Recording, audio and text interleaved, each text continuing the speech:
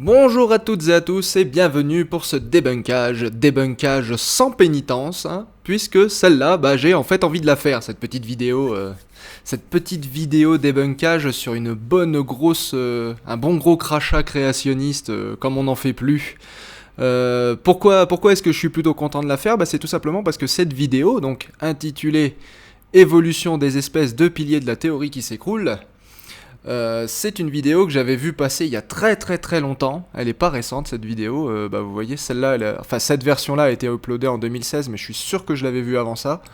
C'est pas une vidéo nouvelle, mais c'est une vidéo donc que j'avais vue passer il y a très longtemps et je l'avais perdue.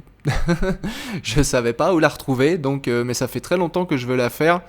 D'autant qu'elle m'avait posé un souci, cette vidéo. Elle m'avait posé le souci que je savais pas trop comment l'attaquer à l'époque. Je savais pas trop comment faire un débunkage de cette vidéo, parce que cette vidéo, elle emploie la stratégie de l'argument, du millefeuille argumentatif. Voilà.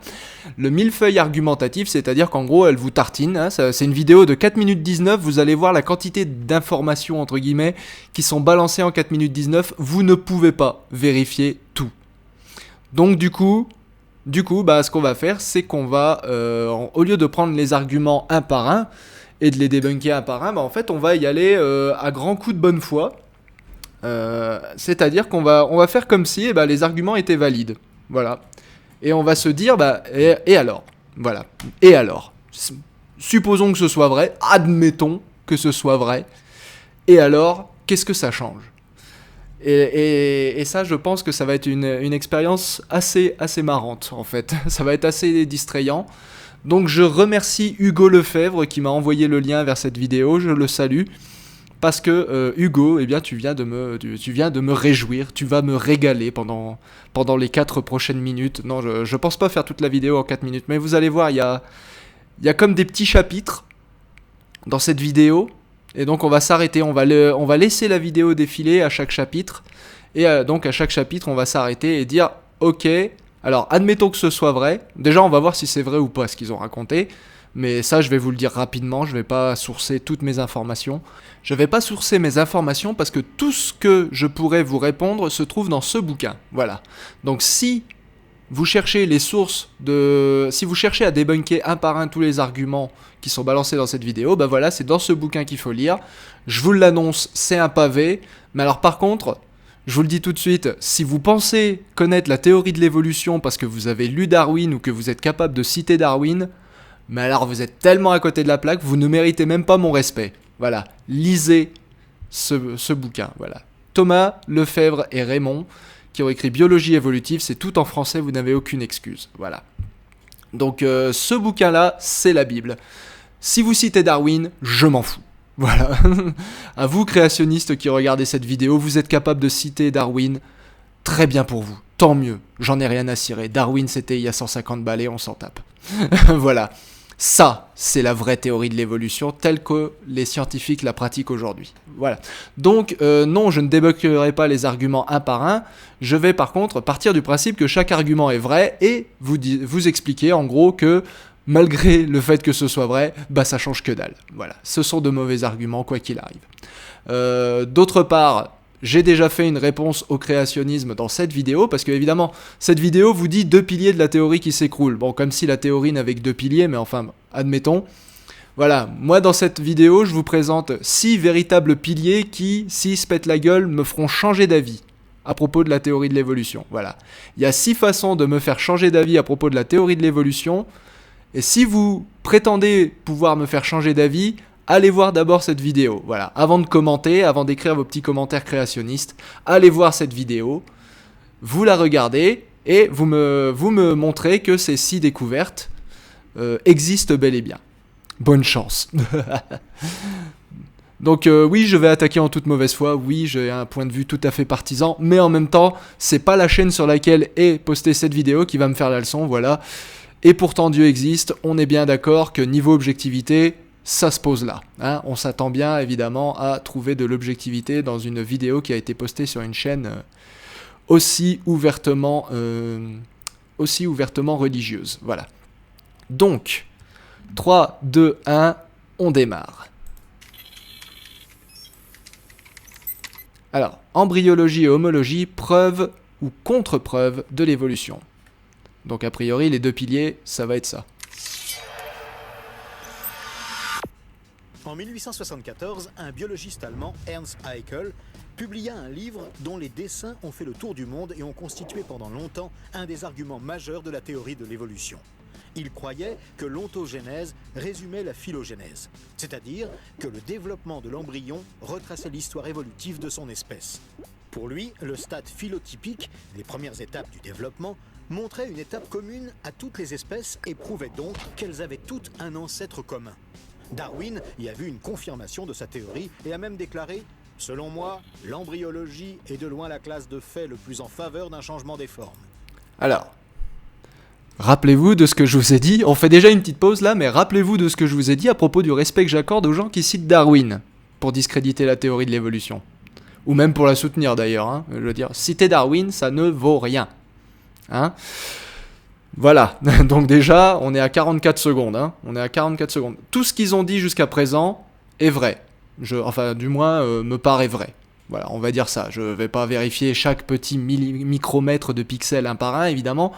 Mais voilà, tout ce qu'ils ont dit jusqu'à présent est globalement vrai. Même la citation, j'imagine que Darwin l'a effectivement dit. Mais voilà, comme je l'ai dit, citer Darwin, ça vaut que dalle. Mais jusque-là, toutes les infos sont vraies.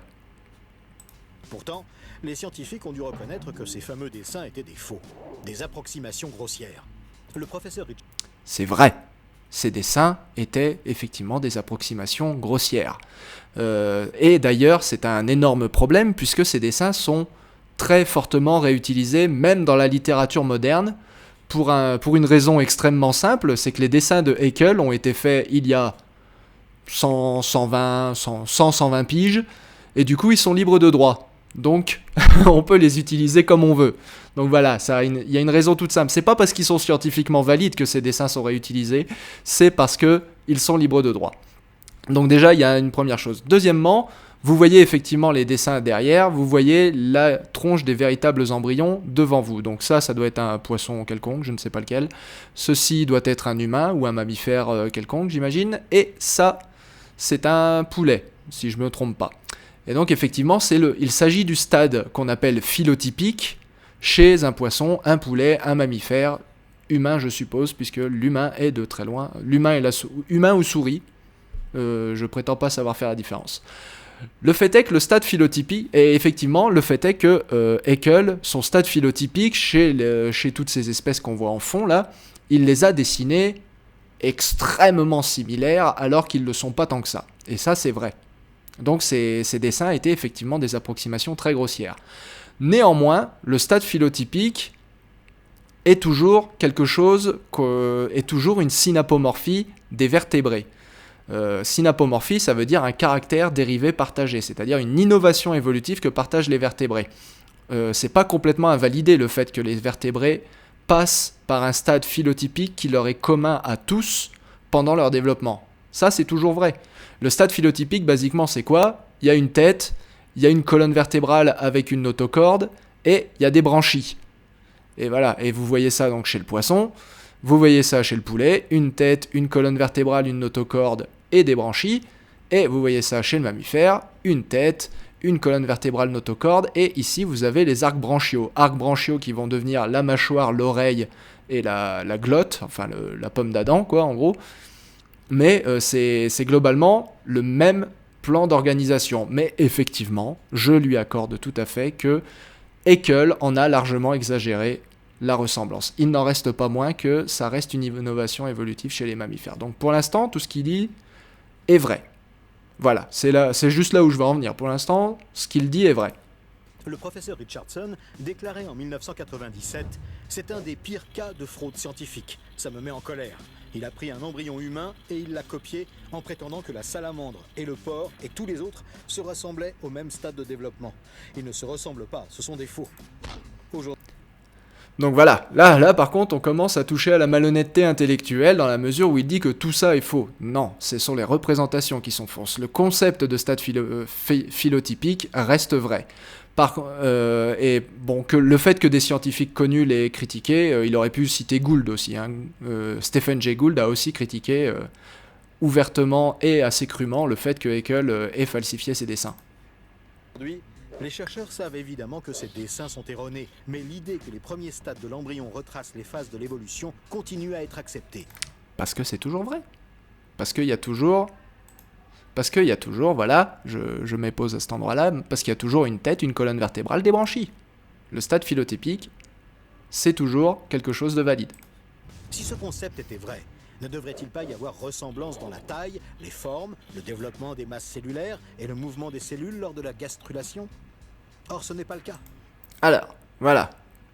Là, vous venez de vous prendre un double blast dans votre face. On est arrivé à l'argument 2. Il a à peine marqué une pause, il a même pas du tout marqué de pause en fait. Donc on va revenir, la fin de son argument 1 du coup. Donc son argument 1, c'est Haeckel a falsifié ses dessins. Je suis d'accord. Il a exagéré, on va dire, la ressemblance du stade phylotypique chez les vertébrés. Je suis tout à fait d'accord. Ressemblance, point d'interrogation. Donc son argument c'est si l'évolution est vraie, il devrait y avoir ressemblance entre les embryons. Si évolution il y a, alors l'ontogénèse récapitule la phylogénèse. Et ça, est-ce que c'est vrai? D'ailleurs, on va commencer par le début. Ouais. Donc son argument c'est que les stades phylotypiques, leur ressemblance n'est pas vraie, on va dire. Son argument, on va partir du principe, comme je le disais, qu'il a raison, et que donc le stade phylotypique n'existe pas. Voilà, c'est fini, on n'en parle plus, ça n'existe pas, le stade phylotypique. L'ontogénèse ne récapitule pas la phylogénèse. S'il vous plaît, expliquez-moi en quoi ça invalide la théorie de l'évolution. Vous avez 2 heures. Ah ben ouais, là, Expliquez-moi en quoi le fait que l'ontogénèse ne récapitule pas la phylogénèse invalide l'évolution. J'ai même envie de dire à ce niveau-là, il y a tellement d'ontogénèse qui ne récapitule pas la phylogénèse. On sait très bien aujourd'hui que l'ontogénèse ne récapitule pas tant que ça la phylogénèse au final. Je veux dire, pour certains caractères ça marche. Par exemple, si vous prenez l'embryologie, le développement embryologique de la mâchoire des mammifères, il va effectivement commencer par un stade où les os de l'oreille sont d'abord attachés à la mandibule, puis ces os de l'oreille vont migrer jusque dans l'oreille moyenne, c'est-à-dire dans le crâne. Et ça c'est effectivement un mouvement durant l'ontogénèse, durant le développement embryologique, qui récapitule un mouvement qui a eu lieu au fil des millions d'années, et qu'on documente chez les reptiles mammaliens. Les reptiles mammaliens, dont les plus anciens, les pélycosaures, ont 7 os dans la mâchoire, et les mammifères, jusqu'aux mammifères, où là, il ne reste plus qu'un seul os dans la mâchoire, et tout le reste a migré dans l'oreille interne, ou a disparu. Dans l'oreille moyenne, pardon, et le reste a disparu. Donc, oui, l'ontogénèse récapitule plus ou moins la phylogénèse, mais que pour des caractères, jamais pour l'organisme en entier. Que les choses soient bien claires. Donc, l'ontogénèse récapitule la phylogénèse, c'est entre parenthèses. Darwin, donc qu'il a cité tout à l'heure, en a largement exagéré l'importance, si jamais il l'a autant mis en avant que cette vidéo le prétend. Et beaucoup d'évolutionnistes en exagèrent peut-être l'importance de cette ontogénèse comparée à la phylogénèse. Il est très clair que si c'était si simple, on aurait découvert la théorie de l'évolution bien avant ça. Mais c'est pas si simple. Donc, invalider le fait que l'ontogénèse récapitule la phylogénèse, ou dire que l'ontogénèse ne récapitule pas la phylogénèse, ça ne prouve rien. Voilà, donc même s'il a raison, même si Haeckel est un fiefé-gredin qui a falsifié ses dessins, bah t'as rien prouvé. T'as rien prouvé du tout. Voilà. Donc, ressemblance dans la taille de l'embryon. Bah, alors, en plus, ouais, si on détaille en plus cette diapo, c'est juste du folklore à l'état brut, là. La taille de l'embryon devrait être la même. Ah bon? Entre une baleine et une souris, la taille de l'embryon devrait être la même? Bah, ce serait quand même formidable. La forme de l'embryon, bah, on l'a vu, le stade phylotypique, ça se ressemble quand même pas mal. Même si c'est pas copier-coller, quoi. Le développement des masses cellulaires, bah, jusqu'à preuve du contraire, c'est le même. Hein, la gastrulation, c'est la même. La neurulation, c'est la même. Bref, la différenciation des organes est la même. Donc, voilà. et le mouvement pendant la gastrulation. Pourquoi mettre ça après le développement des masses cellulaires? Ça prouve déjà que le mec n'y connaît que dalle, puisque la gastrulation, ça fait partie du développement des masses cellulaires, donc bon, ouais, admettons. Suivant, argument suivant, voilà. Les grenouilles, les poules et les souris sont radicalement différentes dans des caractéristiques fondamentales telles que la taille de l'œuf, les mécanismes de fertilisation, les modes de division et les mouvements de gastrulation. C'est vrai, je valide. L'argument de l'homologie s'appuie sur le fait que l'anatomie de certaines structures de mammifères sont semblables.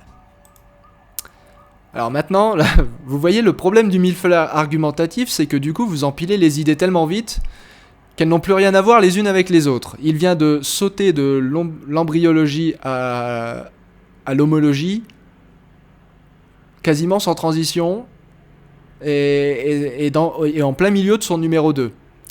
Donc organise un peu tes idées, j'ai envie de dire, parce que là, ce que tu viens de nous dire ici, là, du coup, ça n'a rien à voir avec l'homologie, ça tombe avec l'argument précédent.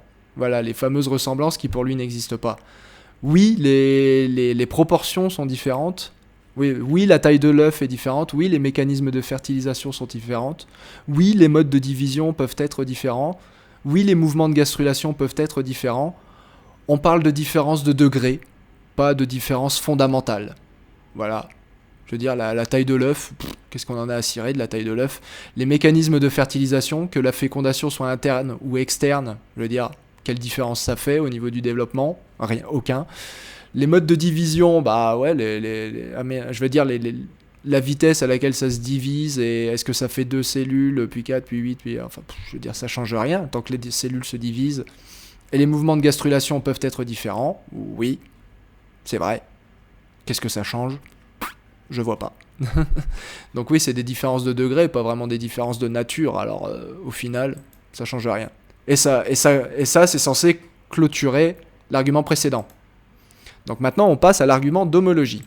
S'appuie sur le fait que l'anatomie de certaines structures de mammifères sont semblables. Par exemple, le bras humain et la nageoire de la baleine sont formés de 30 os et 17 articulations, tout comme la patte du chien ou du cheval.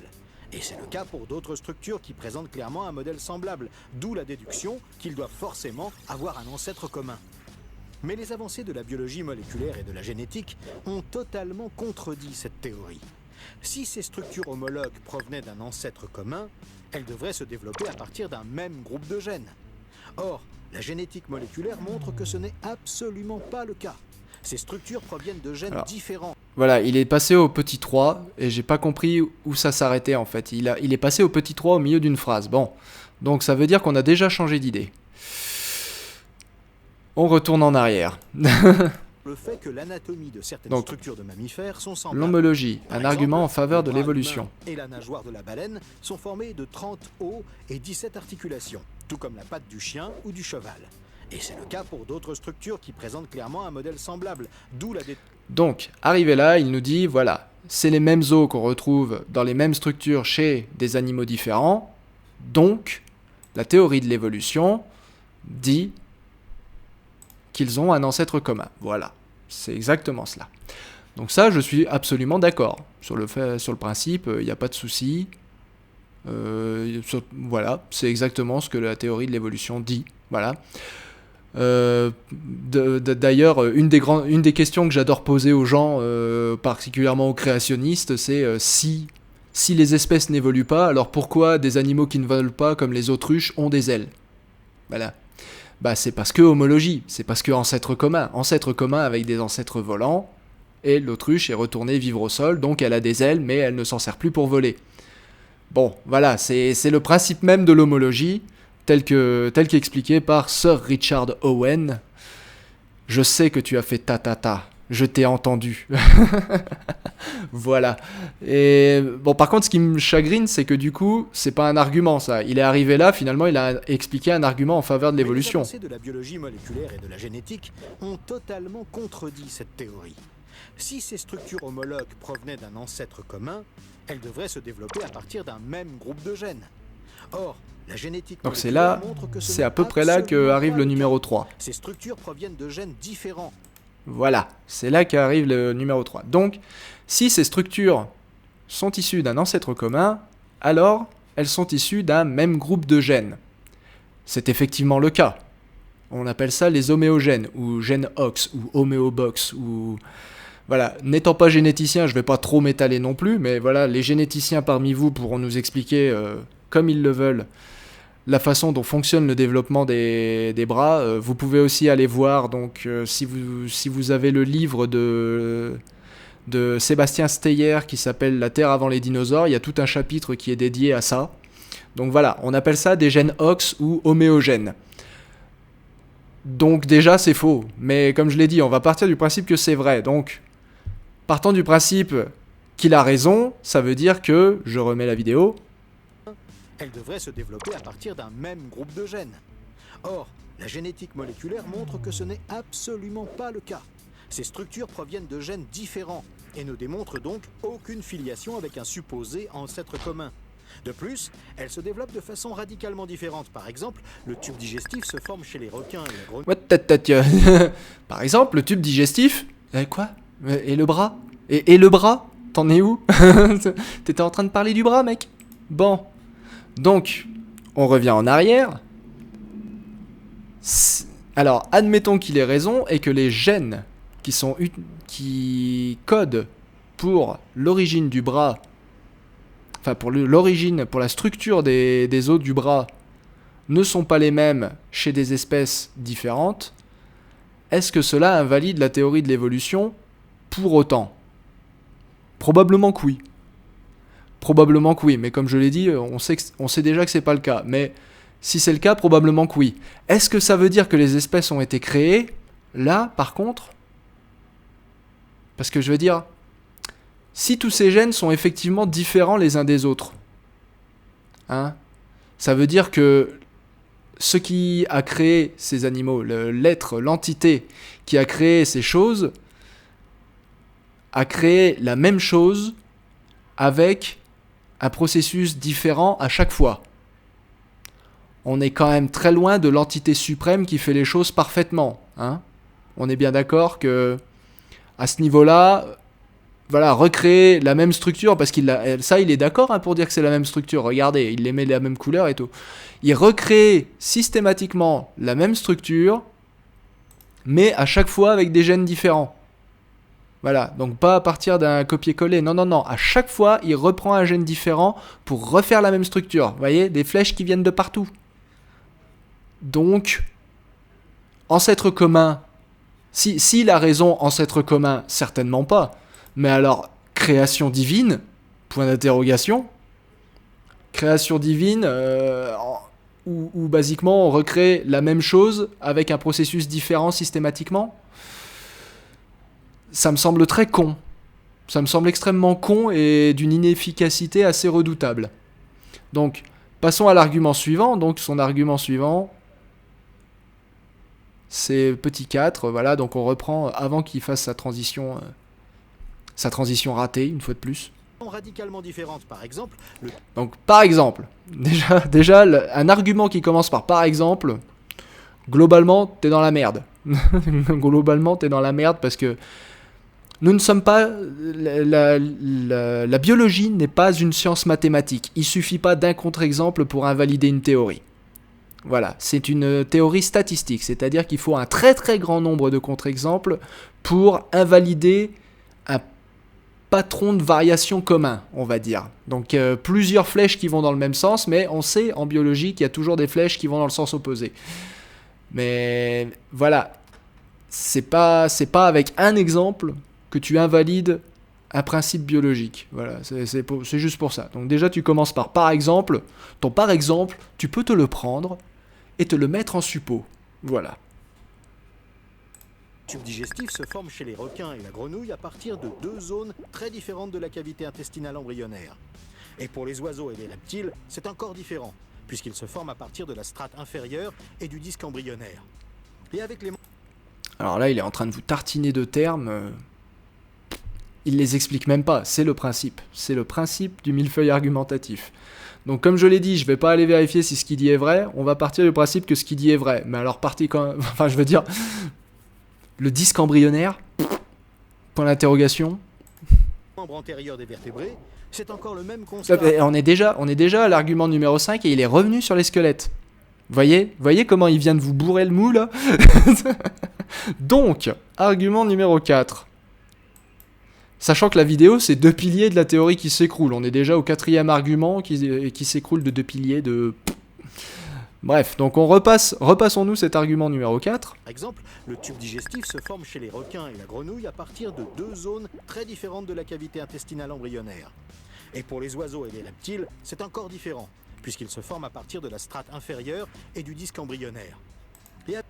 Alors, avec cet argument, il s'en rend même pas compte. Mais c'est marrant. Les oiseaux et les reptiles ont donc leur tube digestif qui se forme à partir de la même zone embryonnaire, alors que les grenouilles et les requins, eux, ont encore 2 manières différentes de former leur tube digestif. Admettons que ce soit vrai. Est-ce que ça ne voudrait pas dire que les oiseaux et les reptiles ont un ancêtre en commun? L'ancêtre commun de tous les sauropsides?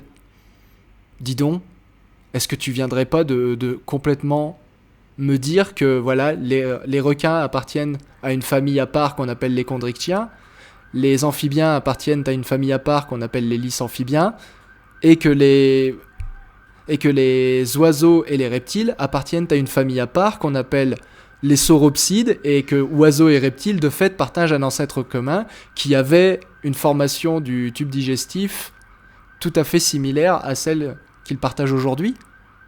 Donc voilà, petit scarabée, la prochaine fois que tu essayes d'invalider l'argument d'homologie, ce qui soit dit en passant est extrêmement brave parce que c'est probablement le plus difficile à invalider, essaye au moins de pas, je sais pas moi, fournir de preuves en faveur de l'argument d'homologie.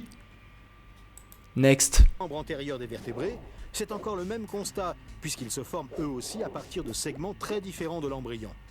L'exemple du rein, autre organe homologue, ne fait que confirmer le fait. Alors qu'ils se forment chez les poissons et les amphibiens à partir... Donc voilà, argument numéro 6, c'est l'exemple du rein. Donc on en revient au numéro 5, donc encore une transition au milieu de nulle part. Donc l'argument numéro 5, c'est l'histoire du membre antérieur. Donc le membre, il en revient au membre antérieur, puis il repart sur le rein. Voilà, il vous tartine. Puisqu'ils se forment eux aussi à partir de segments très différents de l'embryon. Donc son argument, c'est que le membre antérieur se forme à partir de segments très différents sur l'embryon. Chose que je ne vais pas remettre en question. Encore une fois, je ne suis pas embryologiste, pas plus que je ne suis généticien. Par contre, va falloir m'expliquer en quoi c'est un problème. Parce que même si c'est pas le même segment, j'ai envie de dire, vous avez des Lego empilés les uns sur les autres. Voilà, une belle tour. Si vous avez une belle tour de Lego, et que en dessous de cette tour de Lego, vous ajoutez un nouvel élément, une nouvelle brique de Lego. Voilà. Est-ce que par hasard, cette tour de Lego ne serait toujours pas la même, je veux dire? Alors ok, votre Lego numéro 1 est devenu votre Lego numéro 2. Mais ça change rien, vous avez juste rajouté une brique et le reste reste homologue. Voilà. Donc tenez, métaphore YouTube. Vous voyez, ça ce sont mes briques de Lego, voilà, donc vous avez des petites images sur le côté, voilà. Donc celle-là, elle s'appelle Maxime Hervé, celle-là, elle s'appelle C'est pas sorcier, etc., etc. Voilà. Je rajoute une image par-dessous. Tada, voilà. Donc j'ai une image qui s'appelle le créationnisme, tiens. Bon, est-ce que pour autant, cette image-là ne s'appelle toujours pas Maxime Hervé? Bah si, elle reste homologue. Magie. Et vous pouvez en rajouter autant que vous voulez derrière ou entre les briques. Les briques restent homologues. Hein. Donc, argument suivant, j'ai envie de dire, je vois même pas l'effort. Je vois même pas l'effort rhétorique. Théorique, pardon. Je vois même pas l'effort théorique qu'il y a à produire pour pas comprendre cet argument. Je sais pas. Je vois pas le problème. L'exemple du rein, autre organe homologue, ne fait que confirmer le fait. Donc l'exemple du rein maintenant. Se forme chez les poissons et les amphibiens à partir du mésonéphros, un organe de l'embryon. Chez les reptiles et les mammifères, ce mésonéphros dégénère complètement et le rein se forme à partir d'un tout autre tissu. Tout cela contredit le modèle évolutionniste. Et quant à la structure à 5 doigts des vertébrés, le fameux... Donc l'argument du rein. Revenons à l'argument du rein. Donc son argument du rein, c'est que vous avez le mésonéphros, donc qui donne le rein chez les poissons. Et vous avez le mésonéphrose qui ne donne pas le rein chez les mammifères, puisque c'est le métanéphrose qui donne le rein. Donc c'est un autre tissu. Encore une fois, on va partir du principe qu'il a raison. Et pour le coup, je crois qu'il a raison. Il me semble bien que c'est effectivement ça qui se passe. Qu'est-ce que ça change ? Je veux dire, une fois de plus, si les mammifères ont été créés tels quels, quel intérêt ils ont à développer un mésonéphros si c'est pour le voir dégénérer et remplacé par un autre tissu ? Le mésonéphros, c'est un organe relictuel. Organe relictuel qu'ils ont hérité d'un ancêtre commun qu'ils ont avec les poissons et qui dégénèrent dans leur développement parce qu'ils n'en ont pas besoin, ils ont un autre tissu qui a fini par remplacer la fonction du mésonéphros. Notamment parce que les mammifères sont des animaux terrestres, alors que les poissons sont des animaux aquatiques. Donc la fonction du rein est extrêmement différente chez les deux. Donc en fait, oui, éventuellement, je suis d'accord avec toi pour dire que ce qu'on appelle le rein n'est pas homologue entre mammifères et poissons, puisqu'il est formé à partir de deux tissus différents. Par contre, le mésonéphros, lui, il est sauvagement homologue. Et même toi, tu l'admets, puisque tu lui donnes le même nom. Donc, encore une fois, tu veux invalider la théorie de l'évolution, mais présente-moi des arguments contre. Ça, c'est un argument pour. C'est un argument d'une puissance extraordinaire pour la théorie de l'évolution, le mésonéphros. Les mammifères développent un mésonéphros dont ils se débarrassent ensuite. C'est l'ontogénie qui récapitule la phylogénie. Ta mère. Donc voilà, le simple fait même que les mammifères développent un mésonéphros relictuel montre qu'ils ont un ancêtre commun avec le poisson. Donc au contraire, là tu devrais être en train de m'expliquer que ça c'est pas un mésonéphros en fait, si tu veux me convaincre. Faut me dire, mais non, ça c'est surtout pas un mésonéphros, c'est pas du tout une relique de l'évolution. Non, non, non. Et non, au lieu de ça, tu te perds avec l'homologie du rein, et je suis tout à fait prêt à admettre que le rein n'est pas homologue. J'ai aucun souci avec ça. Aucun. Je suis sûr que c'est pas si simple, mais j'ai aucun souci de l'admettre si c'est le cas. Argument suivant. Le rein se forme à partir d'un tout autre tissu. Tout cela contredit le modèle évolutionniste. Et quant à la structure à 5 doigts des vertébrés, le fameux modèle pentadactyle, il pose encore un problème supplémentaire puisque les membres antérieurs et postérieurs suivent bien un même modèle, mais ne peuvent pourtant provenir ni de l'un ni de l'autre, ni même de deux membres ancestraux supposés. En effet, il faudrait alors supposer qu'ils aient évolué indépendamment, l'un à partir de la nageoire pectorale d'un poisson et l'autre à partir de sa nageoire pelvienne, et qu'ils aient abouti exactement au même schéma des millions d'années plus tard. Et question supplémentaire éminemment gênante, pourquoi l'évolution, qui est supposée avoir adapté chaque organe Donc hop, c'est pareil, on a atteint un nouvel argument, donc on revient en arrière. Son argument numéro... Il n'a pas donné de numéro en plus. Je veux dire, pour lui c'est le même argument que le rein. Je comprends pas. Mais bref, donc voilà, les vraies questions. Bah posons les vraies questions. Donc, pour lui, la main et le pied, donc, si la main et le pied sont si similaires, c'est parce que du coup, ils ont été créés indépendamment, puisqu'ils ne peuvent pas dériver l'un de l'autre. Il n'y a pas d'ancêtre commun à la main et au pied. Et pour lui, du coup, il est tout à fait ridicule d'imaginer que la nageoire antérieure a donné la main et la nageoire postérieure a donné le pied, et que du coup ces deux structures soient si similaires alors même qu'elles sont dérivées de deux ancêtres différents. C'est un argument que je reçois tout à fait. Hein. Je comprends ce que tu veux dire. Et je comprends où est le problème, parce que je me rappelle que ça m'avait aussi donné problème. Sauf que la main et le pied sont ce qu'on appelle des organes paralogues. Alors paralogue, je vous l'écris, voilà, c'est comme homologue, sauf que en fait, c'est comme... Ouais, alors attendez. Ça va être dur à expliquer, paralogue. Paralogue, c'est comment dire ? Prenons un film. Voilà. Vous écrivez... prenons la saga Terminator. Voilà. Prenons la saga Terminator. Donc, vous avez Terminator 1, Terminator 2. Donc, Terminator 1 et Terminator 2 sont les ancêtres communs de tout le reste de la saga Terminator. Ils n'ont jamais réussi à se débarrasser de ce schéma à la con. Voilà, donc du schéma de machin qui revient dans le passé, etc. Donc ça c'est l'ancêtre commun de la saga Terminator. Et alors ce qu'a fait la saga Terminator, c'est qu'en fait, eh bien elle s'est décuplée. Elle s'est dédoublée au final. Il y a une saga Terminator qui est partie dans une direction et qui a donné Terminator Genesis. Et il y a une saga Terminator qui est partie dans l'autre sens, qui a donné Terminator Dark Fate. Et l'un n'est pas la suite de l'autre, ni le préquel à l'autre. Les deux sagas sont comme des univers indépendants. Et ben la main et le pied, c'est un peu pareil, en fait. La main et le pied, il y a un ancêtre commun, qui est une structure qui ressemble à une nageoire. Et en fait, il y a un moment où les gènes qui contrôlent le développement de ce truc-là se sont dédoublés et ont donné une nageoire antérieure et une nageoire postérieure, avec une ceinture pectorale et une ceinture pelvienne. Mais les gènes OX, donc les homéogènes qui contrôlent le développement de la ceinture pectorale et de la ceinture pelvienne, n'évoluent pas complètement indépendamment. Ils ont un ancêtre en commun, cet ancêtre en commun s'est dédoublé et chacun a suivi son destin ensuite plus ou moins indépendamment. Mais en fait, ils ne le sont pas complètement indépendants. C'est-à-dire que, par exemple, les vaches n'ont pas 5 doigts à l'avant et seulement 2 à l'arrière. Elles ont 2 doigts en avant et 2 doigts à l'arrière. Les hippopotames, ils ont 4 doigts à l'avant, ils ont 4 doigts à l'arrière. Il y a des exceptions. Il y a les tapirs, ils ont 4 doigts à l'avant, ils en ont 3 à l'arrière. Mais le 4e doigt de la main est plus petit. Les pandas, ils ont un pouce supplémentaire, le fameux pouce du panda, qui est en fait un sésamoïde surdéveloppé.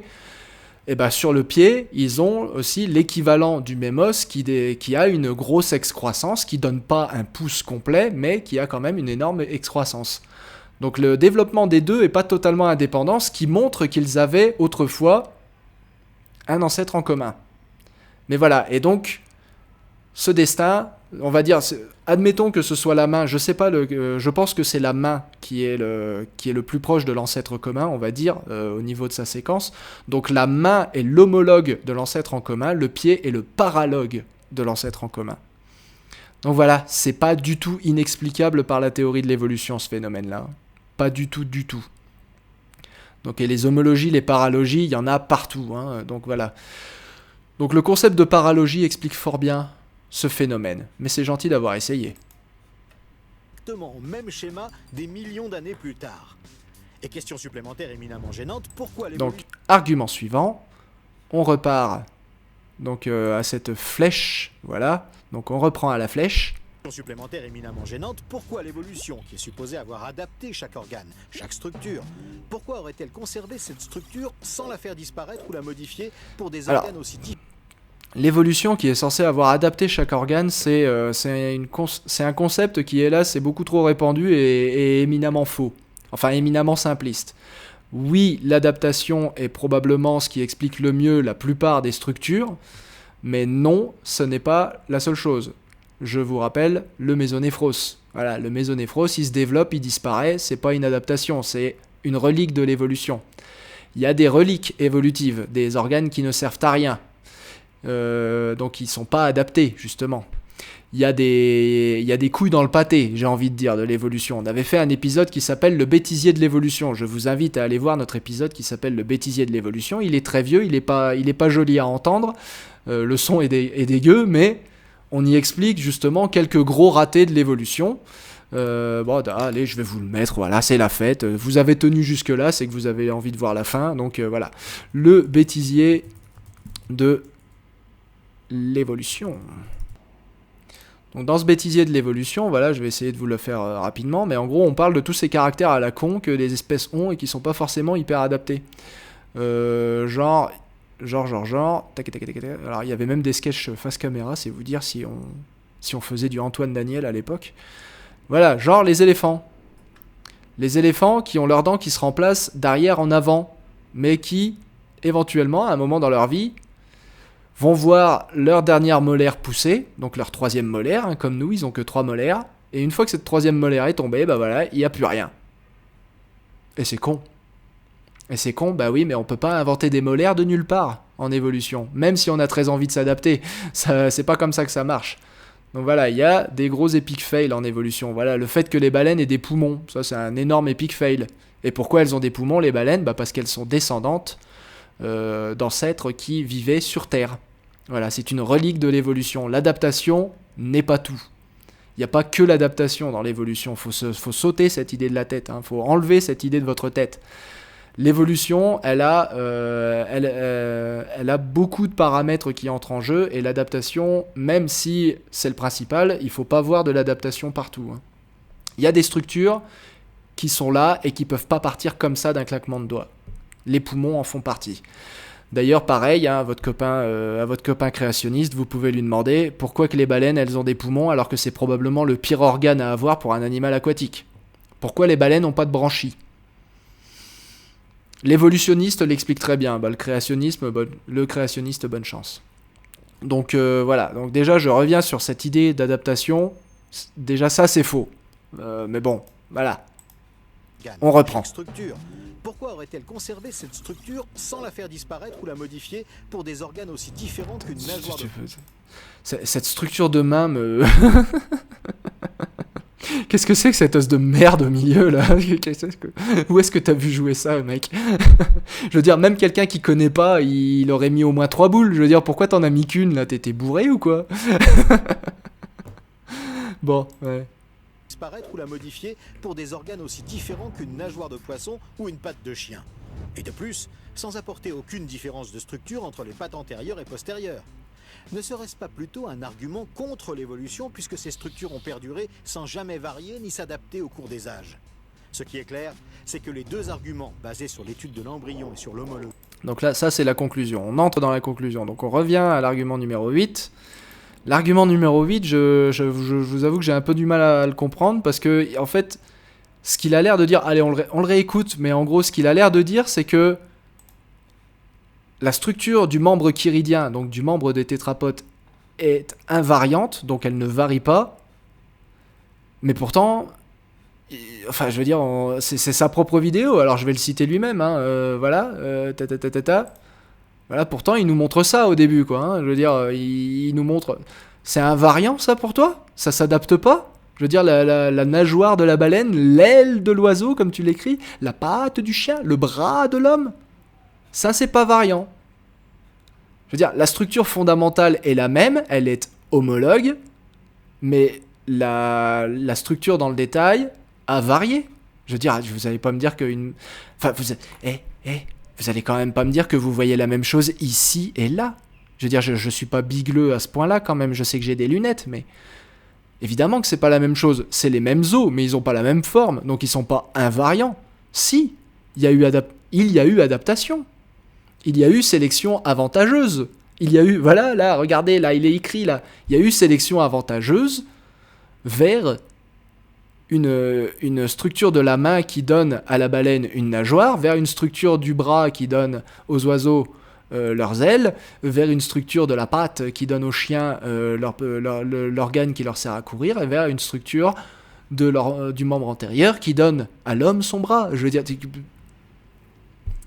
C'est un truc que t'as dit à 1 minute 55 de ta vidéo, et maintenant tu nous dis le contraire à 3 minutes, tu te fous de la gueule de qui, là? Donc, ouais, là...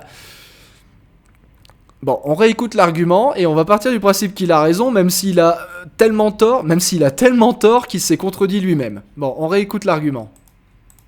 Supplémentaire éminemment gênante pour... Éminemment gênante, mais pour toi. Pardon, on écoute on l'écoute.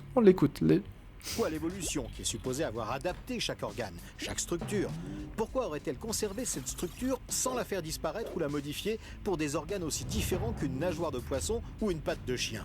Et de plus, sans apporter aucune différence de structure entre les pattes antérieures et postérieures. Ne serait-ce pas plutôt un argument contre l'évolution puisque ces structures ont perduré sans jamais varier ni s'adapter au cours des âges? Alors, donc il y a invariance de la structure dans le temps pour lui, et il y a invariance de la structure entre les membres antérieurs et postérieurs. Même ça, c'est faux, parce que, je veux dire, regarde une baleine, par exemple. Voilà, tu regardes la baleine, elle a des bras, elle a plus de jambes. Donc déjà, rien que ça aussi, c'est faux. Donc, comment on part du principe que c'est vrai quand un argument est aussi évident, quand il est aussi évident qu'un argument est faux? Waouh, là, c'est chaud, là. Admettons qu'il ait raison, donc. Que le fait que le membre chiridien soit effectivement le même chez tous les tétrapodes, bah ça veut dire qu'il est homologue. Donc ça veut dire que c'est... Donc ça c'était l'argument numéro 8, c'est ça? Ouais. Donc ça veut dire qu'on est à l'argument numéro 8 et qu'en gros ça veut dire que le membre chiridien est homologue et que donc ces 7 arguments précédents qui sont là pour invalider l'homologie sont faux. Donc son argument numéro 8 fout en l'air ces 7 autres premiers arguments. Félicitations, tu viens de te contredire. Bravo, bravo. La suite. Ce qui est clair, c'est que les deux arguments basés sur l'étude de l'embryon et sur l'homologie sont aujourd'hui totalement remis en question. Alors, conclusion, les arguments de l'homologie sont complètement remis en question. En tout cas, pas par ton argument numéro 8, mais bon, voilà. Et vu qu'ils constituent deux fondements de la théorie de l'évolution... moi j'en ai entendu qu'un. Moi j'ai entendu qu'un fondement. Attends, répète la phrase que j'entende les deux fondements, parce que... Sur l'étude de l'embryon et sur l'homologie sont aujourd'hui totalement remis en question. Et vu qu'ils constituent deux fondements de la... Donc, l'homologie et l'embryogénèse sont aujourd'hui totalement remis en question. Deux arguments basés sur l'étude de l'embryon et sur l'homologie... Donc l'étude de l'embryon et l'homologie, donc... Déjà l'homologie découle de l'étude de l'embryon, donc c'est pas deux arguments, en fait, c'en est qu'un seul. Donc ça aussi, c'est éminemment faux. Et bon, comme je l'ai dit, ces arguments, ils valent que chi. Mais est-ce qu'ils sont remis en question? Non. Pas effectivement. Totalement remis en question. Et vu qu'ils constituent deux fondements de la théorie de l'évolution... Est-ce qu'ils constituent deux fondements de la théorie de l'évolution? La réponse est non. Le fondement de la théorie de l'évolution telle qu'on la pratique maintenant et telle qu'elle a été... telle qu'on la comprend maintenant et telle qu'elle a été mise en mots par Darwin, la base, les deux fondements, c'est descendance avec modification et sélection naturelle. C'est ça, les deux fondements. Voilà. S'il y a vraiment deux piliers que tu veux défoncer dans la théorie de l'évolution, c'est descendance avec modification et sélection naturelle. Voilà. Donc déjà ta vidéo ne sert à rien. Voilà. Mais admettons que t'aies raison. Voilà. Et du coup, ouais, comme je le disais, le but c'est d'admettre qu'il a raison. Admettons qu'il ait raison. Tout ce qu'il a défoncé, c'est l'homologie. Parce qu'il croit avoir défoncé deux arguments. En fait, il n'en a défoncé qu'un. Hein, l'homologie découle en partie de l'étude de l'embryologie. Donc en fait, il n'a défoncé qu'un seul argument. Si tant est qu'on admet qu'il a défoncé un argument, il n'en a défoncé qu'un. Et en plus, ce n'est même pas un pilier de la théorie de l'évolution, puisque les deux vrais piliers de la théorie de l'évolution, ce sont descendance avec modification et sélection naturelle. Donc, tu viens de perdre 4 minutes 19 de ta vie à essayer de nous expliquer un truc qui est faux. Voilà. N'est-il pas temps d'oser en tirer les conséquences? Alors, oser en tirer les conséquences, ça veut dire admettre que tout ça, ça a évolué indépendamment. Bah, j'ai envie de dire pourquoi pas, mais dans ce cas-là, pourquoi il y a 4 pattes à tout ce beau monde? Va falloir nous expliquer quelle est l'hypothèse alternative. Voilà, l'hypothèse alternative, c'est tout est originaire d'une souche différente. Moi, je suis d'accord, mais comment t'expliques du coup que tout se ressemble à ce point? Parce que c'est mignon de dire là la souris, elle ressemble, la souris, elle a pas d'ancêtre commun avec l'homme, tu vois? Ça c'est mignon. La souris n'a pas d'ancêtre commun avec le rhinocéros. C'est mignon, mais alors la souris n'a pas d'ancêtre commun avec le rat? Parce que cette ligne là, elle va au rat. La souris n'a pas d'ancêtre commun avec le rat? Comment vous expliquez que les deux machins se ressemblent à ce point? C'est ça le truc, ouais, ose en tirer les conséquences. Explique-moi pourquoi la mésange n'a pas d'ancêtre en commun avec le rouge-gorge. Vas-y, tire-en les conséquences. Moi, j'attends, hein. J'attends, mais sans aucun problème. Explique-moi pourquoi toutes ces bestioles se ressemblent alors même qu'elles n'ont pas d'ancêtre en commun. Et va pas me sortir l'excuse de la microévolution, il s'agit d'espèces différentes, donc c'est de la macroévolution. Donc tu peux toujours me microévolutionner le bullshit, ça ne sert à rien. Ça ne sert à rien, ce n'est pas de la microévolution, c'est de la macroévolution. Il s'agit d'espèces différentes tant du point de vue anatomique, biologique et génétique. Il n'y a aucun doute là-dessus. Donc, voilà, bien essayé, mais c'est raté. Générique de fin. Oui, Dieu existe. Tadam! Voilà, c'était un petit débunkage des familles. Voilà. Donc voilà, revenons à cet écran. Voilà, embryologie et homologie, preuve ou contre-preuve de l'évolution. Bah, preuve. Typiquement là, t'as tellement bien parlé d'homologie que j'aurais du mal à expliquer mieux à quel point ça marche bien. Typiquement là, hein, tu nous as tellement bien présenté à quel point à quel point la gastrulation, enfin à quel point la formation du tube digestif était la même chez les sauropsides que j'aurais du mal, pareil, à expliquer ça mieux. Tu as tellement bien présenté la dégénérescence du mésonéphros, donc organe relictuel directement hérité d'un ancêtre commun avec les poissons chez les mammifères, voilà, donc c'est beau. Je veux dire, c'est juste beau d'avoir de si beaux arguments contre l'évolution, contre la création. Donc voilà, c'était un petit débunkage, tout en finesse et en mauvaise foi. Arnaud Thierry, si tu nous regardes. Et je vous dis à très bientôt sur notre chaîne. Ciao!